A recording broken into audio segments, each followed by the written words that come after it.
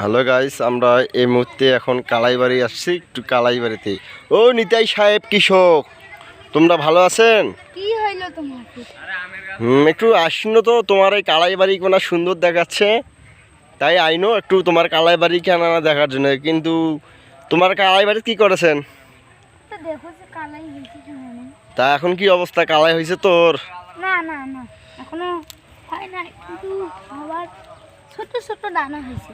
ছোট ছোট দানা হয়েছে। যাই হোক, তুই এই কতগুলো মাটির কাছে এই কালাইটা? 10 শতক। ও আচ্ছা, 10 শতক মাটির তোর কালাই কেমন হয়? 5 বস্তা। ও যাই হোক, তো তোর এই কালাই কি মানে দেশি কালাই না হাইব্রিড না মোটা না চিকন? হাইব্রিড। ও হাইব্রিড কালাই। তো তোর কালাই বাড়ির কোনো সমস্যা হয়েছে নাকি রে? সমস্যা হয়েছে, দেখেন গাছগুলা গাছু মধ্যল হয়নি।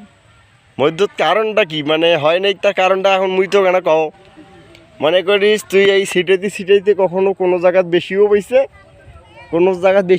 হয়তো বা কোনো জায়গাত পরে নাই, ঠিক আছে? এই জন্যে তোর মনে করি এই যে জায়গাখান দেখেছিস, তোর এই জায়গাটা কিন্তু এই জায়গা বেশি পড়ছে না।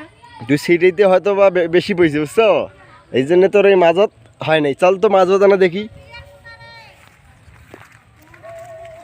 তা গাইস, আপনারা দেখুন, এই যে কৃষক নিতাই আমাদের একটু কালাই বাড়ি দেখাচ্ছে। এই দিকে দিকে